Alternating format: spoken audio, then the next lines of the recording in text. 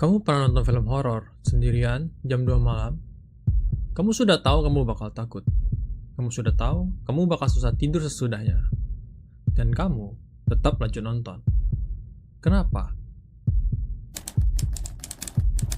Pertanyaan ini ternyata punya jawaban. Dan jawabannya lebih gelap dari cerita horor manapun yang pernah kamu tonton. Di dalam kepala kamu, ada satu bagian otak yang tugasnya cuma satu, mendeteksi bahaya. Namanya amigdala.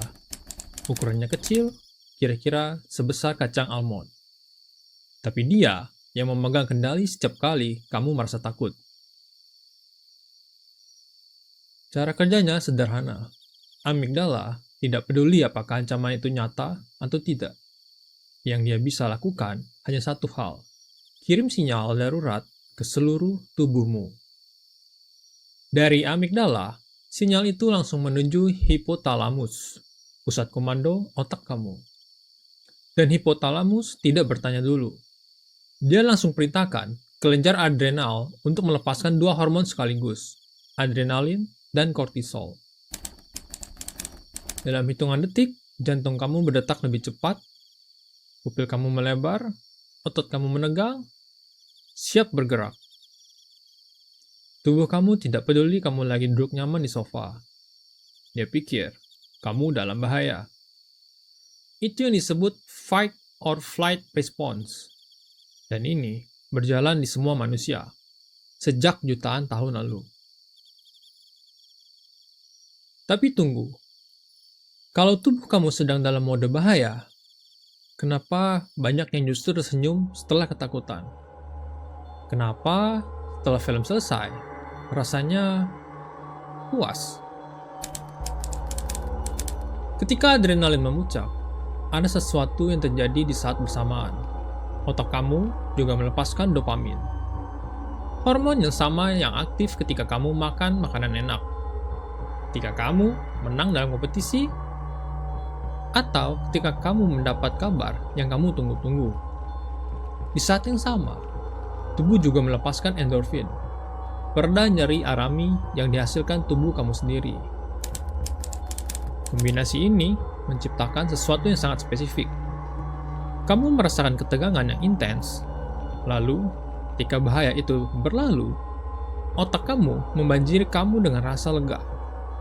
Dan rasa lega setelah ketakutan itu terasa jauh lebih dalam dari rasa lega biasa. Karena kontrasnya begitu tajam. Ini yang oleh para peneliti disebut excitation transfer. Ketegangan yang intens membuat segala sesuatu setelahnya terasa lebih menyenangkan, lebih ringan, lebih hidup.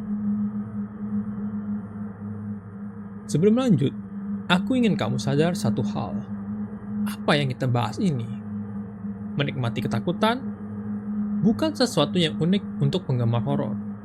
Kamu juga melakukannya, mungkin dalam bentuk yang berbeda. Pernah sengaja makan makanan yang kamu tahu terlalu pedas? Pernah naik wahana yang kamu tahu bikin panik? Pernah dengerin lagu sedih, padahal kamu tidak butuh alasan untuk sedih? Kalau iya, kamu sudah melakukan hal yang sama. Paul Rozin, psikolog dari University of Pennsylvania, menghabiskan bertahun-tahun meneliti fenomena ini. Kenapa manusia secara sukarela mencari pengalaman yang tidak menyenangkan? Jawabannya dia rangkum dalam satu istilah, benign masochism. Benign artinya tidak berbahaya. Masochism artinya menikmati rasa sakit atau ketidaknyamanan. Jika digabungkan, menikmati pengalaman yang tidak menyenangkan. Karena kamu tahu, kamu sebenarnya aman. Rozin menggambarkannya seperti ini. Tubuh kamu merasa terancam, tapi pikiranmu tahu itu tidak nyata. Dan kesadaran bahwa kamu telah berhasil menipu tubuhmu sendiri. Itulah sumber kesenangannya. Roller coaster adalah contoh paling sempurna. Visi kamu dalam bahaya. Kamu melaju terlalu cepat, membelok tajam, hampir terjatuh. Tapi, kamu tahu rel itu ada. Kamu tahu sabuk pengamannya ada. Dan justru, karena kamu tahu, tubuhmu bisa menikmati adrenalinnya tanpa benar-benar panik.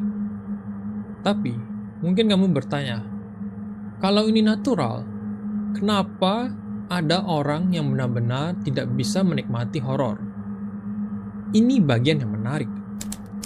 Ada satu kata kunci yang menentukan apakah seseorang bisa menikmati horor atau tidak. Perceived safety, artinya rasa aman yang dirasakan. Rosin dan timnya menemukan bahwa banning masochism hanya berjalan selama seseorang percaya mereka aman.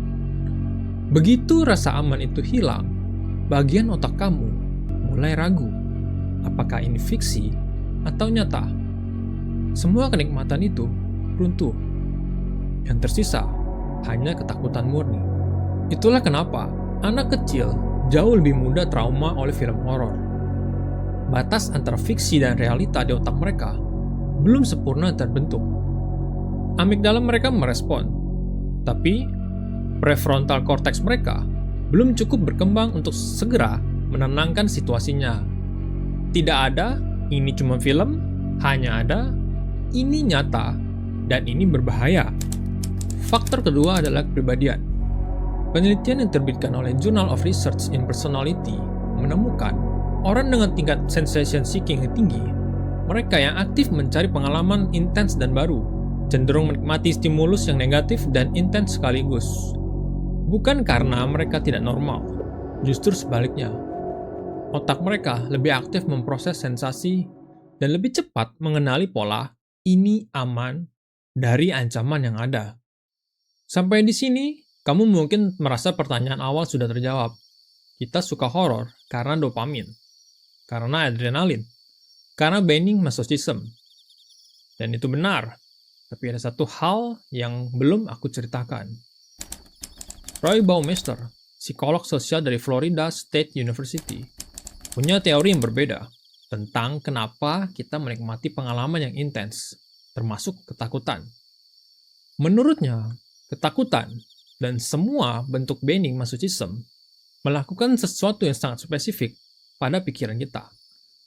Mereka mematikan inner monolog, suara di dalam kepala yang terus-menerus bicara tentang masalah kamu, tentang pekerjaan, tentang hubungan, tentang masa depan. Ketika kamu sedang benar-benar takut, tidak ada ruang untuk itu semua. Otak kamu 100% hadir di sini, di momen ini. Horor bukan hanya hiburan bagi banyak orang. Tanpa mereka sadari, horor adalah cara untuk sejenak berhenti dari diri mereka sendiri. Dan itu adalah sesuatu yang otak kita inginkan, lebih dari yang kita mau akui. Jadi, lain kali kalau kamu duduk sendirian di kamar gelap jam 2 malam, menonton sesuatu yang kamu tahu akan bikin kamu takut, ingat ini. Kamu tidak lemah karena takut. Kamu tidak aneh karena menikmatinya. Kamu hanya sedang menjalankan program yang sedang ada di otakmu. Sejak nenek moyangmu pertama kali membutuhkannya untuk bertahan hidup. Dan program itu lebih canggih dari yang kamu kira. Di video-video selanjutnya, kita akan bongkar lebih dalam kenapa otak kita melihat wajah di tempat yang kosong. Kenapa ritual horor viral terus muncul setiap beberapa tahun.